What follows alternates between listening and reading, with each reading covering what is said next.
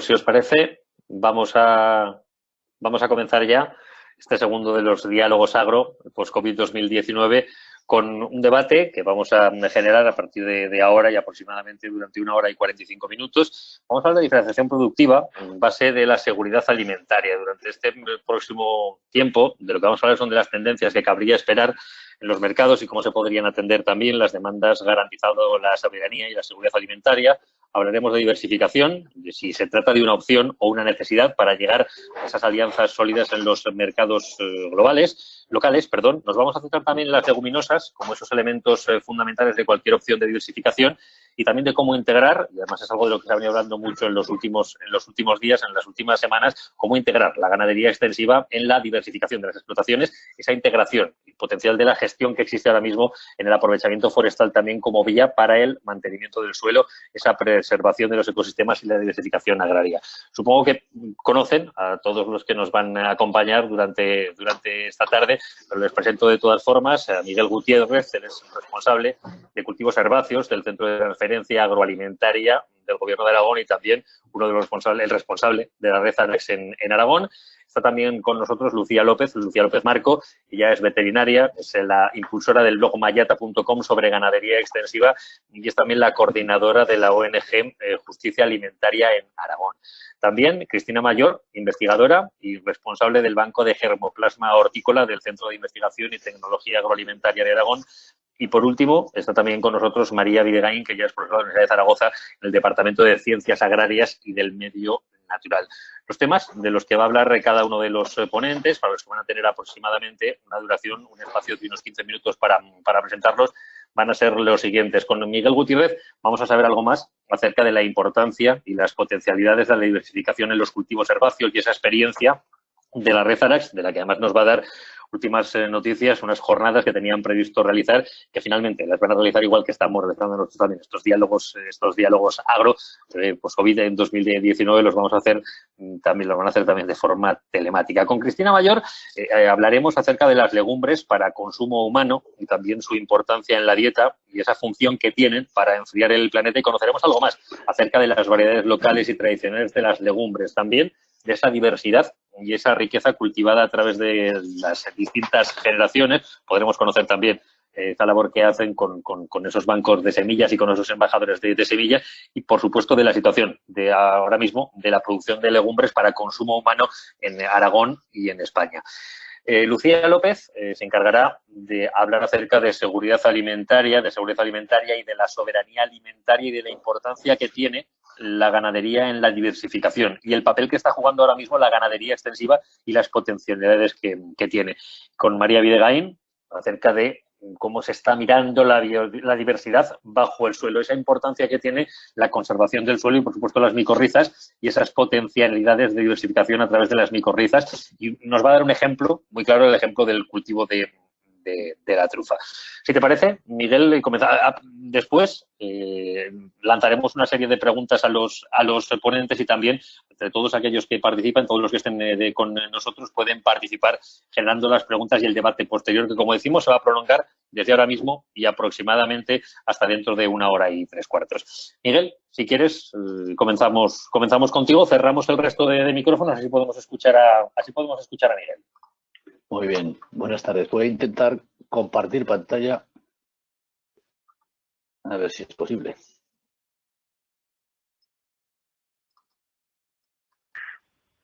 Pues no puedo. Carlos, ¿puedo compartir pantalla, por favor? ¿Sabes? A ver, mejor Edurne te podrá decir, yo de aquí no controlo.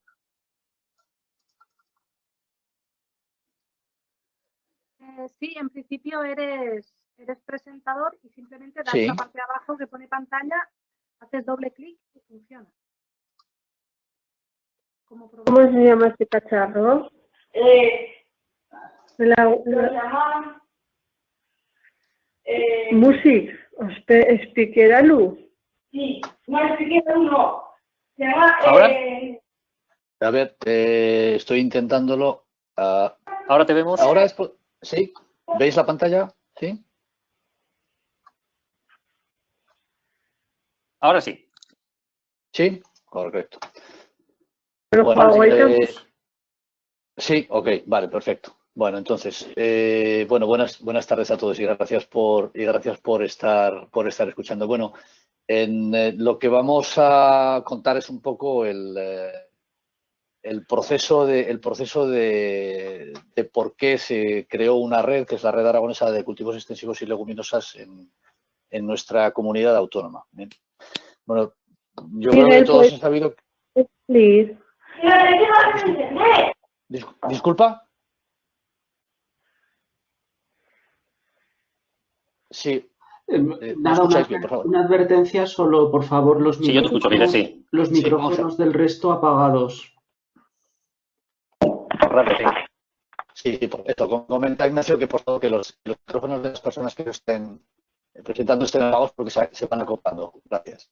Bueno, vamos a ver, la Red Aragonesa de Cultivos Extensivos y Leguminosas, digamos que, bueno, sabemos y conocemos que la importancia del sector de la estructura del sector cooperativo, fundamentalmente, la estructura material y material es la más potente de las zonas rurales. Fundamentalmente, bueno, pues está formada más de 160 empresas cooperativas, proveedores, clientes y el sector cooperativo que crean una estructura de confianza y capilaridad en el propio sector agrario. La Red Aragonesa de Cultivos Extensivos y Leguminosas nace fundamentalmente, hace ya muchos años. Realmente las redes de trabajo se llevan funcionando en Aragón desde el año 90 y desde el año 85-89, fundamentalmente debido pues los antiguos servicios de extensión agraria y las redes que estaban trabajando en los centros de la administración. Pero bueno, son redes que se han estado trabajando sobre todo fundamentalmente en mejora vegetal, en mejora varietal, en cultivos, en riegos, fertilización, y que, bueno, pues en una comunidad autónoma donde en Aragón fundamentalmente más del 70% de la superficie que se está trabajando fundamentalmente en cultivo extensivo. La importancia que tiene el cultivo extensivo en nuestra comunidad autónoma es bastante importante. Toda esa transferencia que se hace de esa información en los últimos 30 y tantos años no tiene una serie de carencias bastante importantes, fundamentalmente porque no tiene... ¿Cómo se llaman los cascos? Por favor, muchos productores que son pequeños, que están atomizados, que están dispersos en el territorio y que fundamentalmente... Disculpa, Miguel. Disculpa, Miguel, les pediría, por favor, les recordaría, por favor, a que todos los que están participando que apaguen los micrófonos para que no se cuelen otras conversaciones, si son tan amables. ¿De acuerdo? Les pediría, por favor, eso, que vayan apagando los micrófonos, que continúen atentos a la pantalla y ustedes pueden seguir perfectamente la intervención de Miguel Gutiérrez a través de la pantalla y a través del sonido, pero sí que les pediría, por favor, que vayan apagando los micrófonos. Gracias, Miguel, cuando quieras. Sí, se estaban acoplando y era bastante complicado. Es bastante complicado seguir la conversación y a la vez estar hablando. Lo siento. Vamos a ver, entonces, tenemos un sector agrario que fundamentalmente está integrado por muchos productores pequeños y que están muy atomizados en el territorio. Fundamentalmente en un territorio aragonés que es muy grande y sobre todo fundamentalmente pues que está muy condicionado por eso, fundamentalmente por las condiciones agroclimáticas y por el efecto territorial. Pero bueno, las problemáticas y los retos son comunes en prácticamente todo el territorio. Pues para todos estos territorios fundamentalmente es muy difícil y sobre todo es bastante ineficiente poder abordar.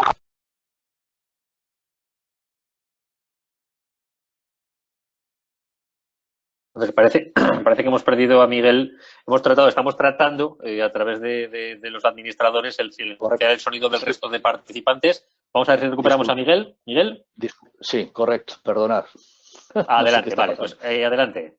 Ahora ya seguimos solamente con Miguel. El resto de micrófonos están silenciados. Gracias, Miguel, cuando quieras. Bueno, recopilamos un poco rápidamente. Es decir, estamos formando parte de un sector que está integrado por muchos productores pequeños y fundamentalmente muy atomizados y dispersos en el territorio. Los puntos críticos, fundamentalmente, pues hay mucha duplicidad de trabajos, hay poca variabilidad de trabajos realizados en todo el territorio y el mercado fundamentalmente es un mercado globalizado y con nuevos paradigmas. Evidentemente, digamos que de los años 80 a los años 2000 ha cambiado fundamentalmente mucho, sobre todo la dirección y los nuevos paradigmas del mercado. Y en estos momentos que estamos pasando, evidentemente, mucho más. Todos los productores fundamentalmente tienen, bueno, para todos estos productores es ineficiente fundamentalmente abordar cuestiones de manera individual. Hay una gran oportunidad de establecer recursos y estructuras de red que trabajen de una forma un poquito más coordinada. La red ARAX fundamentalmente nace de los proyectos aprobados por la Administración, por el Gobierno de Aragón, en los PDR, los Planes de Desarrollo Rural del 14-20, en el mes de octubre, y está formada fundamentalmente por dos grupos de cooperación, que son dos grupos, uno que es la Red Aragonesa de Investigación y Tecnología de Cultivos Herbáceos y la Estrategia para la Promoción de Leguminosas autóctonas para alimentación humana y animal. Las dos conforman de manera única una red que se creó en el octubre del 2019, que es la Red ARAX, la Red Aragonesa de Cultivos Extensivos y Leguminosas. Esa red fundamentalmente está formada por sector cooperativo, inicialmente por 12 cooperativas, que son las que aparecen allí, cooperativas de las tres comunidades, o sea, de las tres provincias, de Zaragoza, Huesca y Teruel. Está formada por la parte digamos, de investigación, por la Fundación Alba Dei, por la Escuela Politécnica de Huesca y por el Centro de Investigación y Tecnología Agroalimentaria, y fundamentalmente en el mercado y sobre todo en transformación y mercado por cooperativas agroalimentarias, por lo que es la Federación de Cooperativas Agroalimentarias y por la AIA, por la Asociación de Industrias Agroalimentarias de Aragón. No pretende ser única, evidentemente, porque hay muchos miembros que se van y se están sumando a esos acuerdos de colaboración que integran fundamentalmente más cooperativas dedicadas al sector de cultivos herbáceos, y fundamentalmente porque nace también desde el punto de vista de un sistema colaborativo público-privado, es decir, de empresas del propio sector que trabajan en muchos ámbitos, pues en el ámbito vegetal, en el ámbito de fertilización y en muchos ámbitos relacionados con la propia estructura del mercado, y otros agentes estratégicos como pueden ser el Gobierno de Aragón, el Ministerio de Agricultura, sobre todo empresas que están colaborando ya desde hace muy poquito tiempo, como son empresas europeas, como puede ser esta última experiencia que es Soja del Danubio o Donau Soya, que son empresas, asociaciones que están formando, que van a intentar formar parte de esta red. Y otras empresas que no son empresas, son asociaciones, como es el Grupo para la Evaluación de Nuevos Cultivos Extensivos y Leguminosas. Bueno, evidentemente lo que intentamos en una red de este tipo, que nace, digamos, de la experiencia de muchos de esos técnicos y de esas asociaciones, es de alguna manera organizar o promover el creciente interés por otros muchos cultivos que evidentemente, el tema de las leguminosas, que Cristina luego hablará mucho más ampliamente, crear, digamos, un ámbito de trabajo novedoso fundamentalmente por la importancia y el interés que tiene trabajar e investigar en nuevas oportunidades de mercado, en el tema agronómico, por el tema de rotaciones, pero el tema de mercado y tal. Evidentemente, tenemos una gran dependencia de la importación de cultivos en Europa. Somos importadores casi al 50% de producciones de los mercados de cereales, pero somos de proteaginosas. Es decir, quizás somos lo que se dice es que los mercados de mayor poder adquisitivo del mundo son ahora los más dependientes de la importación, fundamentalmente de alimentos, desde hace más de 20 años. Eso evidentemente no es un paradigma, es una desgracia, y yo creo que evidentemente tenemos una oportunidad de mercado que puede entrar. Estos grupos de trabajo evidentemente tienen intención de trabajar en ello. Y tenéis un poco la visión de trabajo, es decir, hay un equipo de coordinación que lo que intenta analizar es tomar decisiones en función de protocolos comunes. El trabajo lo que intenta ser es estructurado, no repetitivo, que mantenga, digamos, una estructura de trabajo que sea coordinada y vista desde el principio, por una selección de trabajos que se hacen en fincas del propio sector cooperativo, me refiero, y de empresas públicas y privadas, que tengan una conexión o una interconexión fundamentalmente con mesas de trabajo a nivel industrial. Para el tema de la demanda, no es cuestión de trabajar con producciones que no tengan una demanda y que no tengan ningún interés. Evidentemente, esa conexión hay que realizarla, y esa coordinación pues es importante. El plan de trabajo fundamentalmente es un plan de trabajo que se ha estructurado en función de grupos de trabajo. Desde el mes de octubre existen ya reuniones en prácticamente 8 grupos de trabajo creados. En Huesca fundamentalmente hay 2, un grupo de Huesca Norte y Huesca Sur, Zaragoza como comarca, grupo del Bajo Aragón, grupo de Teruel y grupo de Agricultura de Conservación, que es un grupo especialmente ya por el interés que tiene, sobre todo y en estos momentos más todavía, el tema de la agricultura de conservación en el mundo, en España y fundamentalmente también en Aragón, una especial dedicación a todo este tema de actividades con la asociación. Esas actividades tienen un plan, evidentemente, de trabajo que se va actualizando todos los años. Aquí tenéis una fotografía, no está actualizada, pero bueno, esto evidentemente estamos creando un mapa de trabajo, que es lo que se intenta traer a lo largo de los años, que esté ubicado físicamente. Este año hay 43 actividades relacionadas el año 2019-20, en grupos de trabajo diferentes, como podéis ver, son un poquito repartidos en cada una, bueno, son puntos que lo que realizan es puntos donde se realiza la actividad, pero bueno, lo que cubren son comarcas enteras y sobre todo provincias para que las actividades, tanto pues en cereal de invierno, en trabajos de primavera o tipo de orientaciones novedosas o nuevos cultivos tengan su expresión territorial. Esos grupos de trabajo fundamentalmente van orientados lo que consideramos todos, es decir, tiene que ser aspectos de rentabilidad, de valor añadido y de sostenibilidad los que hagan que, bueno, pues a través de esas propuestas, a través de, pues bueno, como puede ser la universidad o centros de investigación o el parque científico, sean las que vayan tomando forma a lo largo del tiempo. Es decir, el análisis previo es muy importante. Los planes de trabajo y las actividades es lo que hemos comentado antes, es decir, para mejorar la transferencia utilizamos el sistema de protocolos comunes, en el cual, pues digamos que las cooperativas que son actualmente las que están trabajando en ello tengan un protocolo común para todo el tema de información, para que la transferencia también sea común y sea protocolarizada de alguna manera, sean datos comunes que pueden ser trasladados de la misma manera. Y sobre todo, fundamentalmente, me gustaría hacer una incidencia sobre todo por el tema de la comunicación y de la transferencia de la información, que creo que es uno de los aspectos que, bueno, pues que hemos pecado muchísimos, yo por lo menos, durante muchísimos años, de que evidentemente es uno de los aspectos y una de las patas de la mesa más importantes a la hora de poder llegar al productor, a la industria, al transformador y a los mercados, que es el canal de información. En un principio, todo este grupo todo el grupo, la red en general, se estableció un plan de comunicación y transferencia común, se analizó fundamentalmente con el propio sector y las propias cooperativas, los canales de transferencia de comunicación que tienen entre los propios socios y entre los propios proveedores y demás para poder acomodarlos y utilizarlos como un sistema de transferencia que fuera común para recibir la información. Lo que nos interesa es estructurarla de alguna manera para promover y asegurar que la transferencia con el sector agroalimentario sea la adecuada y fundamentalmente es generar, digamos, la confianza para el agricultor para que sea una fuente de información valiosa. Estos trabajos se realizaron, esos planes de comunicación se realizaron en un principio para poder acomodarlo, para fundamentalmente pues que exista una comunicación externa que en estos momentos está ya empezando a funcionar, el establecimiento de esos canales a través de, bueno, pues a través de canales visuales o redes sociales y medios digitales. Los eventos que se están realizando se han ido realizando y se realizarán. La visión de las jornadas, teóricamente este año no, pero bueno, la visión de las jornadas que se han ido realizando y se realizarán como fuente, incluso la información tanto escrita como visual. Y evidentemente, bueno, pues en este año quizás por la problemática que nos encontramos con el COVID-19, pues bueno, también es una oportunidad para poder hacer una transferencia de la información, en este caso diferente y distinta, que es lo que se acaba de lanzar hoy, precisamente, bueno, esta semana, que son las jornadas de transferencia virtual que podéis de alguna manera buscar y ver a través de las redes sociales en las que la red está trabajando. De alguna manera, bueno, pues es poner a disposición del propio sector aquello que no va a poder palpar y tocar, evidentemente, debido a las condiciones in situ, pero que puede disponer de información a lo largo de pues prácticamente un mes en los que se va a crear una plataforma de transferencia de la información que se va generando para que el propio productor, el propio sector, la propia industria, incluso el sector de la comunicación pueda disponer para tener esa información. Fundamentalmente lo que hablamos es que la clave de los éxitos de estas redes, y eso yo creo que, repito, yo creo que es una situación que nos hemos encontrado novedosa en todos los sentidos, que el tema colaborativo ahora cada vez es más importante, que el tema de comunicación y fundamentalmente el trabajo de uniformidad y de recursos es cada vez más importante porque ahora vamos a tener que unir muchos esfuerzos y ser mucho más transparentes.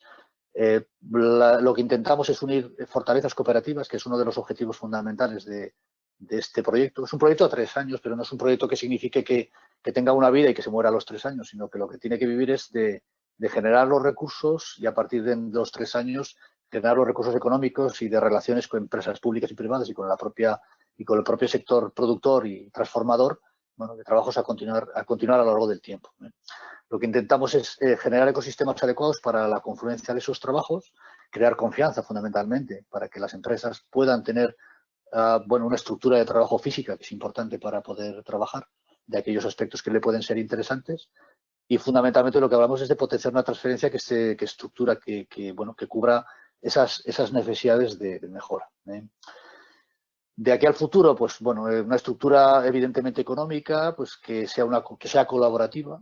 Evidentemente que existe ahora una colaboración público-privada dentro de la propia estructura de la red ARAX, pero que pensamos que tiene que estructurarse y tiene que tiene que ser menos rígida y más flexible. Bueno, veremos a ver los apoyos a partir de la política agraria a partir del año 2022-27. Veremos por dónde se puede entrar y se puede captar recursos, evidentemente, para poder seguir trabajando.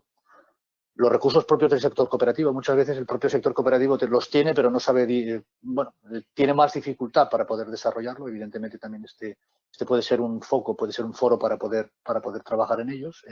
Y las colaboraciones y proyectos con centros de investigación, yo creo que es uno de los aspectos que ya se está trabajando, es decir, es generar recursos y generar una estructura física que pueda permitir tanto a la universidad, tanto a los centros públicos, tanto al sector cooperativo, tanto a las empresas y tanto al sector de transformación, pues una posibilidad para poder trabajar. Entendemos que creemos que es una necesidad actual para poder formalizar y estructurar los esfuerzos conjuntos. Más o menos es lo que veníamos contando. Muchas gracias, Miguel. A vosotros, Carlos. Gracias, pues Lucía, cuando quieras, cuando estés preparada, si te parece, vamos contigo. Vale, a ver si se me activa lo de compartir pantalla o igual tiene que dejar Miguel de compartir pantalla primero. Ya he dejado de compartir. Eso. Tendrá que dejar ahora. Deja de compartir pantalla. Ahora ya os estamos viendo. Sí. Vale, pues ahora ya me deja compartir a mí. Así que, a ver, esto. Muy bien, un momento. Vale. Un momento. ¿Veis bien la pantalla? A mí me sale aquí lo del GoToMeeting en pequeño. Perfecto. No sé si... Vale, muy bien. No, pues, bueno, se ve perfectamente, Lucía. Perfecto, gracias. Bueno, ahí me toca hablar de la parte de ganadería extensiva. Concretamente, la pregunta que se hacía, o sea, que me pedían un poco que intentara resolver, aunque en los 15 minutos que tenemos es un tema bastante profundo, así que voy a ir poco a poco, es cómo integrar la ganadería extensiva en la diversificación de las explotaciones como base para la soberanía alimentaria. Entonces, digamos que he dividido la charla, la explicación, en 5 partes. Primero voy a explicar qué es la ganadería extensiva, a continuación voy a explicar qué es la soberanía alimentaria, luego vamos a hablar de diversificación, integración y unos datos antes de acabar. Así que, bueno, comenzamos. ¿Qué es la ganadería extensiva? Pues la ganadería extensiva es un tipo de producción ganadera que obtiene la mayor parte de sus recursos alimentarios a través del pastoreo, es decir, aprovechando prados, pastizales, pastos bajo arbolado, matorral, ramón y frutos son los alimentos que constituyen la base de este tipo de ganadería. A diferencia de la ganadería intensiva, este tipo de ganadería se caracteriza también por tener un bajo nivel de recursos externos, es decir, sí que se hace cierta complementación de alimentación externa, pero principalmente, como hemos dicho, es alimentación del entorno y de la propia explotación y también se caracteriza porque este tipo de ganadería está la mayor parte del tiempo al aire libre y, por lo tanto, no necesita tantos inputs. Además, también, claro, como contraparte tenemos menores outputs, ¿no? La cantidad de producto que obtenemos es menor y, sobre todo, está muy concentrada en ciertas épocas del año. Ni que decir cabe que el bienestar animal es la base también de este tipo de ganadería, porque los animales están en su entorno desarrollando las características propias del comportamiento propio de la especie. Y es un tipo de una actividad rural tradicional que en España se viene desarrollando desde hace más de 8.000 años. Además, me parece muy importante recalcar que este tipo de ganadería contribuye a mantener la biodiversidad, como veremos más adelante, mantiene nuestros ecosistemas, genera productos únicos de gran calidad, se define muy bien, ¿no? o encaja muy bien en los objetivos del desarrollo sostenible y es generadora de empleo. ¿Qué es la soberanía alimentaria? Porque si recordamos la pregunta teníamos como 4 partes, ¿no? Y entonces ahora vamos a definir la segunda parte de la pregunta que teníamos que abordar, que es la soberanía alimentaria.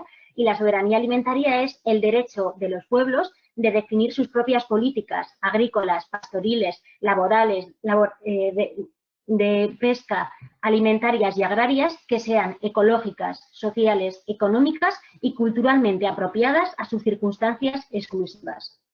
¿Cómo conseguimos esto? Pues por supuesto hay que cambiar las políticas públicas que gobiernan el sistema agroalimentario, hay que reclamar el derecho a la tierra, a las semillas, a las razas autóctonas en el caso de la ganadería y resto de bienes comunes, hay que oponerse a las patentes de los bienes comunes, a facilitar el acceso a los mercados y luego también hay que crear un sistema de producción alimentaria que asegure alimentos seguros y saludables para toda la población, conservando la biodiversidad y los recursos naturales. Cambiando la forma en la que se distribuyen alimentos también es otra necesidad que tenemos para conseguir la soberanía alimentaria y promover mercados locales diversificados que estén basados en la solidaridad y en los precios justos, siempre mejorando las condiciones sociales y el trabajo en el sistema agrario y alimentario. Bueno, en la pregunta que me pidieron que abordara, se hablaba de la diversificación, ¿no? Bueno, aquí esta imagen que vemos, que a mí, bueno, me parece una postal que es maravillosa y que sin embargo estamos dejando caer en peligro de extinción y que sin duda es la mejor definición que tenemos de diversificación agraria y que constituye la verdadera marca España, ¿no? Se habla mucho de marca España y nos venden a Nadal, a Gasol y a deportistas de élite y gente famosa, pero en realidad la verdadera marca España es esto, aquí tenemos el agroecosistema más sostenible del mundo, que es la dehesa.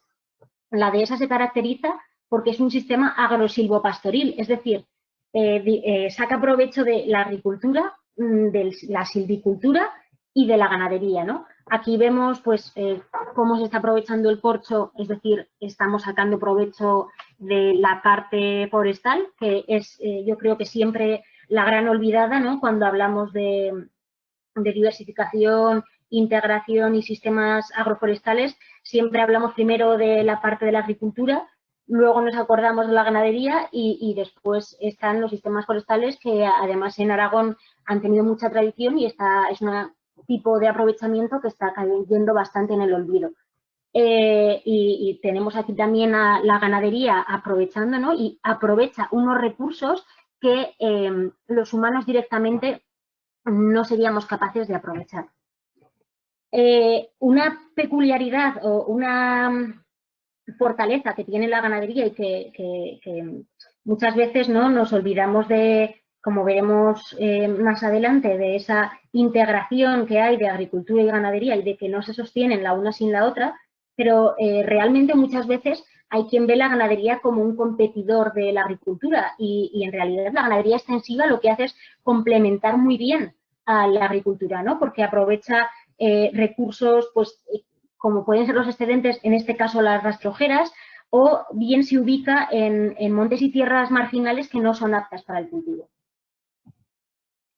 Aquí vemos un ejemplo, ¿no? De cómo la ganadería aprovecha unos recursos que nosotros no podríamos aprovechar de otra manera, a la vez que limpia el monte, ¿no? Y ayuda a prevenir incendios y hace un servicio ecosistémico.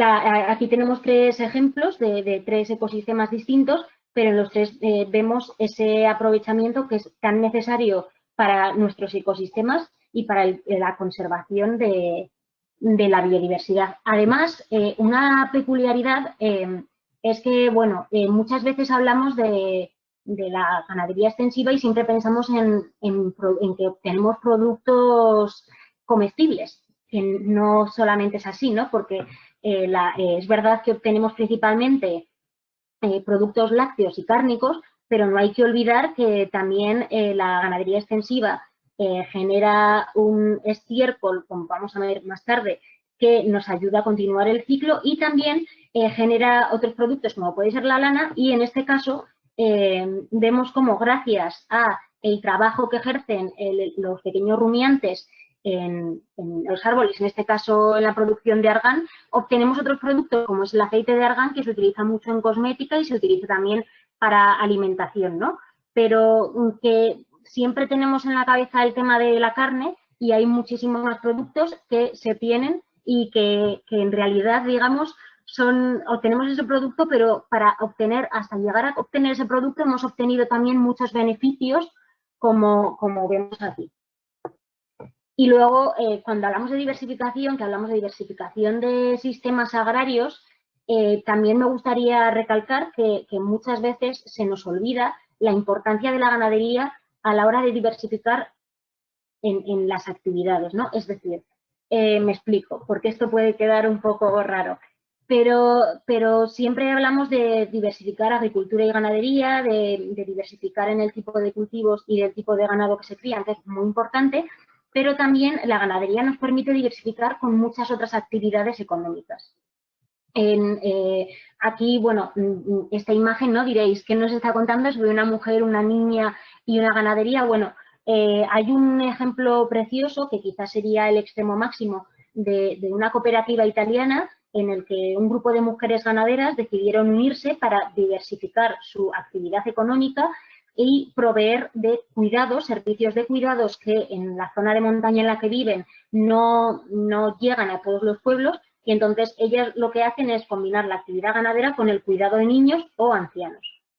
Pero este sería un extremo. Aquí tenemos muchos casos de turismo rural. Bueno, también hay que tener muy en cuenta que sin ganadería extensiva en Aragón concretamente no disfrutaríamos de los paisajes que tenemos y no disfrutaríamos de ese turismo rural. La gente no se acercaría al Pirineo a observar esos paisajes porque esos paisajes estarían degradados, serían mucho menos biodiversos porque no habría actuado la ganadería extensiva para moldearlos. Y también algo que se nos olvida muchas veces es que aquí que se promueve mucho el turismo de la nieve, en realidad sería imposible que las pistas de esquí se mantuviesen si no hubiera ganadería extensiva pastando en verano, donde en invierno se desarrolla esa actividad. Integración, que era otra de las preguntas. Igual estoy, como pensaba que tenía que ir muy rápido, igual estoy yendo muy acelerada, pero bueno, si veis que voy muy rápido, me avisáis. Bueno, ¿cómo integramos la ganadería, ¿no? en el sistema agrario? Pues yo creo que la pregunta que había al principio tiene una respuesta que es muy simple, ¿no? Os he estado explicando todo esto un poco para ir integrándoos, pero en realidad podría haber tenido esta única diapositiva y la pregunta hubiera quedado respondida. Esta frase es una frase de Pedro Monserrat, que es uno de los mayores ecólogos que ha tenido nuestro país, y dice así: no se puede hablar de agricultura sin ganadería, ni de esta sin las relaciones sociales, ambientales, culturales que se relacionan con la evolución del hombre y sellan el paisaje. Muchas veces nos insistimos, bueno, nos empeñamos, ¿no? Y parece como que nos han metido eso en la cabeza. Yo soy veterinaria y prácticamente siempre nos hablaban de la producción animal y muy pocas veces de la producción vegetal, ¿no? Teníamos alguna asignatura de producción vegetal, pero es como que son dos mundos. Igual que los agrónomos, hay agrónomos que se dedican a la parte más de agricultura y otros más a la de ganadería. Y parece que son dos mundos completamente divididos que no pueden ir juntos, cuando en realidad de toda la vida han ido juntos, ¿no? Y esa es precisamente la belleza y también donde obtenemos una mayor diversidad, una mayor producción y todo cobra sentido, ¿no? En esa combinación entre agricultura y ganadería que siempre ha coexistido. Y fijaros también qué importante que nombra las relaciones sociales, que siempre nos olvidamos de esas personas que están detrás produciendo nuestros alimentos, que ahora parece que con la crisis en la que estamos se ha puesto un poco más el foco, ¿no? O han empezado a aparecer quizás más en los medios esas personas productoras a las que nunca ponemos cara y que son tan importantes, pero es que además no hay que olvidarse de que la agricultura y la ganadería, más allá de ser una actividad que produce alimentos, es una actividad que genera empleo, que conserva la actividad cultural del medio, ¿no? Que nuestra cultura nos la han ido transmitiendo generaciones y generaciones de pastores, y eso no se nos puede olvidar. Y también menciono la parte ambiental, porque es que, como hemos dicho, la ganadería lleva en nuestro país miles de años, entonces no podemos pasar por alto que la ganadería extensiva y la agricultura, y sobre todo la combinación de ambas, llevan moldeando nuestros ecosistemas durante cientos de años y miles de años. Entonces, aquí esta imagen seguro que algunos lo habéis reconocido, es el Parque Nacional de Ordesa. Fue uno de los primeros parques nacionales que se declararon en nuestro país y no lo fue por casualidad, ¿no? Lo fue porque había detrás un trabajo humano que había ido moldeando ese paisaje gracias a la agricultura y a la ganadería, ¿no? Entonces, parece que ahora se nos olvida que la gente quiere que haya parques nacionales y no quiere que haya ganadería y no quiere que haya agricultura, pero es que sin agricultura y sin ganadería y sin la combinación de ambas no tenemos los paisajes que tanto nos gusta disfrutar. Aquí, bueno, esta es una diapositiva que me gusta mucho ponerle a los estudiantes de veterinaria, a los que doy todos los años una charla, porque siempre miramos el paisaje y cada uno miramos lo que nos interesa. Hay quien ve una postal en general y ve eso, un paisaje. Hay quien se fija en la ganadería, otros se fijan en la flora, otros se fijan en la fauna salvaje, ¿no? Pero es que todos forman parte de un todo. Y si falta un eslabón, se nos estropea todo ese ecosistema, ¿no? Entonces, bueno, la ganadería es fundamental para mantener la biodiversidad. Las abejas también lo son grandes polinizadores. Y lo que es muy curioso es que hemos ido perdiendo muchas frases populares que son preciosas, ¿no? Como que dicen año de ovejas, año de abejas, y hemos perdido completamente la conexión entre esos polinizadores y esos rumiantes que tan necesarios son para mantener la biodiversidad. Por supuesto que nos hemos olvidado del papel que ejercen las lombrices a la hora de generar un buen suelo. Nos hemos olvidado que cada paisaje está compuesto de una base distinta geológica y que entonces nos da una vegetación diferente y que luego nuestros animales y las plantas que vamos a tener son en cada zona distinta porque la composición del suelo es muy distinta. Nos hemos olvidado de esas personas que están siempre detrás de nuestros alimentos o de la ganadería y la agricultura, y de los que no nos hemos olvidado tanto es de la fauna silvestre, que es en la que más nos fijamos, sin darnos cuenta de que sin ganadería en muchos casos no disfrutaríamos de esa fauna salvaje, ¿no? Y que no vemos tampoco los efectos que tiene. Esta frase me encanta ponerla porque creo que es muy gráfica y ya creo que me estoy enrollando un poco, pero me quedan 3 minutos y acabo. Tenemos que ir terminando, Lucía. Vale, pues bueno, decir simplemente que cada oveja trashumante traslada diariamente 5.000 semillas, ¿vale? O sea, para que os fijéis en el papel que tiene la ganadería a la hora de mantener la biodiversidad. Esta es una imagen que quería poner para que vierais cómo se integra todo, ¿no? De cómo la ganadería se aprovecha de los vegetales, pero luego también genera un estiércol que contribuye a la producción de suelo. Y bueno, como me tengo que ir yendo ya, simplemente deciros unas frases para reflexionar. Que en la última década el censo ovino ha caído en Aragón casi un 45%, que ha sido la actividad quizás económicamente más tradicional de Aragón, el ovino. Sin embargo, en el mismo periodo de tiempo ha aumentado un 50% la producción porcina en toda España, especialmente en Aragón, y en los últimos 3 años hemos perdido alrededor de 45.000 habitantes en las zonas rurales cada año. Entonces, que nos haga reflexionar, ¿no? Que conforme vamos perdiendo ganadería extensiva, perdemos habitantes y por mucho que nos digan que la ganadería intensiva ayuda a fijar población, los datos dicen lo contrario. Así que podemos concluir que sin ganadería extensiva no hay medio rural ni tampoco soberanía alimentaria. Así que muchas gracias. Muchas gracias, Lucía. Cristina, cuando quieras, dejamos la ganadería y vamos con las leguminosas y con las legumbres. Cuando quieras.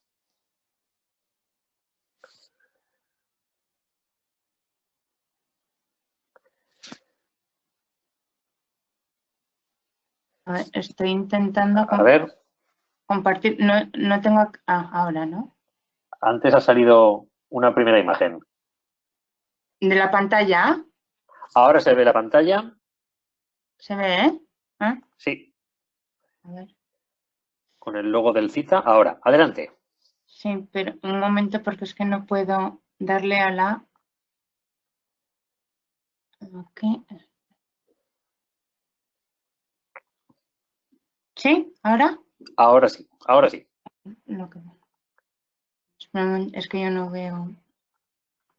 No puedo ver la pantalla. A ver. Vale, ¿ahora se ve bien? Ahora sí. Estamos viendo, sí, la pantalla. ¿Sí? Sí, ahora se está viendo. No lo veo bien en el ordenador. ¿Sí? ¿Se ve? Sí, se está viendo, sí. Vale, bueno, pues buenas tardes a todos. Lo primero de todo, agradecer a la organización la invitación para participar en esta mesa redonda, donde voy a hablar pues un poco de la importancia, la diversidad y la conservación de las legumbres para consumo humano. Ay, ¿no?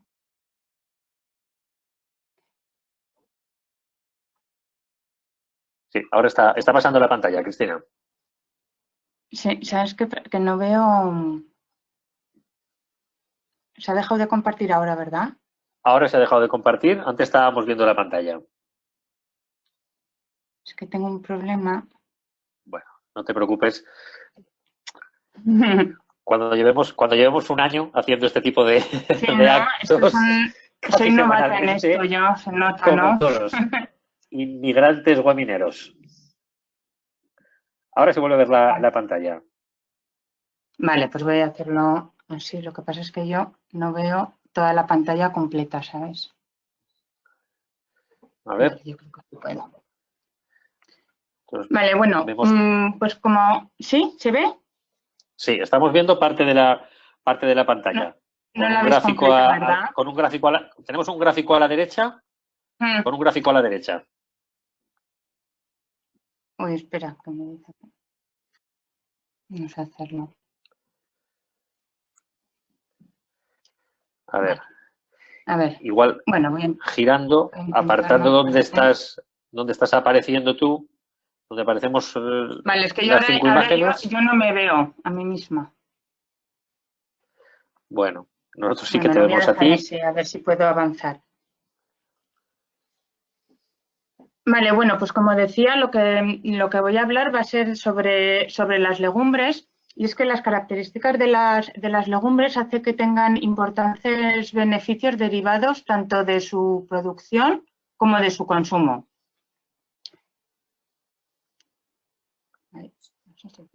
Sí. Agronómicamente, no sé qué pasa, es que no va. Ahora lo estábamos viendo. Cristina, ahora lo estábamos viendo. Ahora estábamos viendo, sí. Ahora. Ahora me está saliendo el correo. Ahora estamos viendo aquí algo personal. Ahora sí. Venga. Ahora sí. Bueno, pues agronómicamente las legumbres se caracterizan por su capacidad para fijar el nitrógeno atmosférico a través de una simbiosis que establecen con las raíces de las plantas, unas bacterias del suelo que contribuyen pues, a regenerar la fertilidad del suelo, lo que implica también la menor necesidad de utilizar fertilizantes con compuestos químicos que se derivan importantes beneficios tanto económicos como ambientales.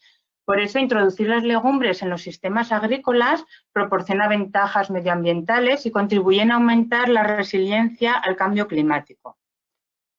En el contexto actual en el que estamos con un cambio climático que nos acecha y un incremento previsto de la población, la producción agrícola necesita aumentar la productividad, pero de una forma que sea económica y ecológicamente sostenible. En el pasado, este aumento de la productividad pues, se consiguió aumentando el uso de fertilizantes, pero en la actualidad se requieren nuevas estrategias donde la potenciación de las leguminosas se establece como una muy buena opción porque tienen una huella de carbono baja, mejoran la fertilidad del suelo y ahorran agua, hasta una 1/10 parte de agua de otras fuentes de proteínas. Por ejemplo, 1 kilo de legumbres consume 360 litros de agua, mientras que para producir esa misma cantidad de proteína animal se requerirían 7.500 litros de agua. Por lo que las legumbres se postulan como un alimento muy sostenible porque tienen una baja huella de carbono y además tienen una alta eficiencia en el aprovechamiento de los recursos tanto hídricos como del suelo.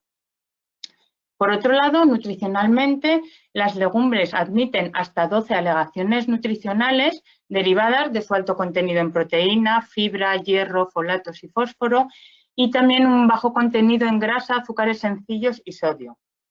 pero lo que principalmente caracteriza a las legumbres es que constituyen una excelente fuente de proteínas vegetales, que combinadas con otros alimentos, como podrían ser los cereales, pueden proporcionar una proteína de alto valor biológico que se aproxima mucho a la proteína animal. Además, también tienen 4 alegaciones de salud referidas a la prevención de enfermedades cardiovasculares, al tratamiento dietético de la obesidad y la diabetes y al mantenimiento de la salud gastrointestinal, por lo que el consumo de las legumbres también proporciona importantes beneficios para la salud. Por eso, su consumo está recomendado globalmente como parte de una dieta saludable y muestra aquí unos ejemplos. En la dieta mediterránea se recomienda 2 o más raciones de legumbres a la semana. En la pirámide de la nutrición saludable de la Sociedad Española de Nutrición se incluyen las legumbres dentro del grupo de consumo variado diario. Y en la pirámide de alimentación cardiosaludable se aconseja hasta 3 raciones a la semana de legumbres. Bien, vistas todas estas ventajas agronómicas y nutricionales que tienen las legumbres, voy a pasar ahora a presentar un poco cuál es el estado de la producción y del consumo en España. Bien, pues a pesar de estas ventajas, en España no se produce suficiente legumbre. España es una importadora neta de legumbres, es decir, importa más de las que produce. Y vienen de países tan alejados como Canadá, Estados Unidos, México y Argentina. Si bien es verdad, como vemos en esta gráfica, que en los últimos años hay un cierto descenso en estas importaciones que tienen una media en los últimos años de 177.500 toneladas. Por otro lado, la producción nacional, vemos aquí que aunque es baja, también está experimentando un cierto aumento en los últimos años, tiene una media de 85.500 toneladas al año y un aspecto que está favoreciendo la producción nacional es la calidad. La calidad de las legumbres producidas en España frente a las que vienen de importación y que en muchas ocasiones se ven reconocidas con marcas de calidad como las denominaciones de origen protegidas o las indicaciones geográficas protegidas. ¿Y cuál es la situación en Aragón? Bien, pues en Aragón en el año 2018 vemos como la producción de legumbres en nuestra comunidad es más bien baja. Se produjeron 365 hectáreas, se cultivaron 365 hectáreas que produjeron 329 toneladas, lo que representa entre un 0,18 y un 0,24% de la producción nacional de judía y de lenteja respectivamente. Bien, en lo referente al consumo, en España en los años 50 se llegaron a consumir hasta 13 kilos de legumbre por persona y año. Este consumo ha descendido en gran medida en los últimos años hasta llegar en el 2018 a un consumo de 3,2 kilos por persona y año. Las causas que pueden haber influido en este descenso del consumo nos podríamos encontrar pues, el actual estilo de vida, donde hay una falta de tiempo para el cocinado de estos alimentos. También nuevas modas culinarias han hecho que las legumbres se hayan sustituido por otros alimentos o también han influido falsas creencias como aquella que dice que las legumbres engordan cuando hemos visto que eso no es cierto. También vemos aquí en esta gráfica la distribución del consumo por grupo de consumidores y vemos cómo son las personas de mayor edad, los retirados, los jubilados, los que tienen un mayor consumo de legumbres porque ya tienen más arraigado en sus costumbres el consumo de estos alimentos, mientras que son las parejas con hijos pequeños los que presentan un menor consumo de este alimento. Al igual que sucedía con la producción, también se está viendo un cierto repunte en el consumo de las legumbres durante los últimos años, acompañado de una revalorización de los platos típicos de legumbres tan característicos de la dieta mediterránea. Y es que la búsqueda de una alimentación más saludable equilibrada y de producción sostenible podría tener mucho que ver en el incremento de este consumo. En lo referente a la diversidad, las legumbres también se caracterizan por presentar una amplia diversidad de tipos y variedades, que son producto de la selección que los agricultores han realizado durante el proceso de domesticación, pero en las que también han influido mucho las migraciones humanas que han contribuido a la dispersión y a la adaptación de las legumbres a distintos ambientes. Dentro de Europa, España es el país que presenta una mayor agrodiversidad debido a que tenemos mucha diversidad ambiental, un clima, unos tipos de suelo muy diversos en la península, pero también es debido a la huella que los diferentes pobladores han ido dejando en nuestra península. De forma que las guisantes, las lentejas y las salmortas ya formaban parte de las dietas de los pueblos celtibéricos y se atribuye a los cartagineses la introducción de los garbanzos, mientras que ya fue en el siglo XVI cuando se incorporaron las judías desde el continente americano, convirtiéndose España en un centro secundario de su diversificación. De esta manera, la labor de los agricultores a lo largo de los siglos ha generado una enorme diversidad de variedades que constituyen la base del desarrollo de nuevas variedades para la agricultura y son clave para la seguridad alimentaria, ya que esta diversidad es la que da respuesta a las necesidades de los agricultores, a las demandas de los consumidores y también a los retos que nos está poniendo el cambio climático.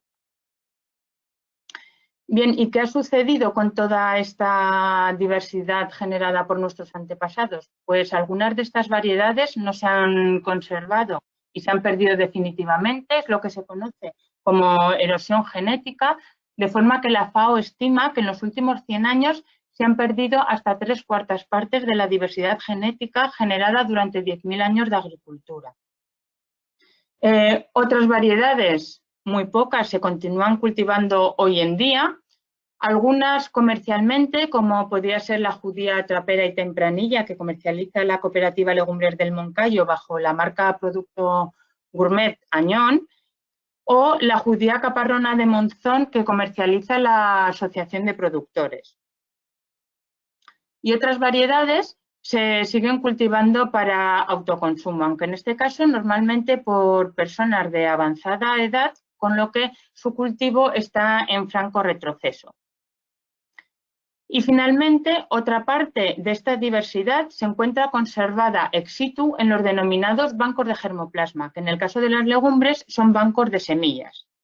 En Aragón tenemos la suerte de contar con un banco de semillas, de hortalizas, legumbres y especies relacionadas que fue creado en el año 1981 y que es un banco de referencia tanto a nivel nacional como internacional en el tipo de material que conserva.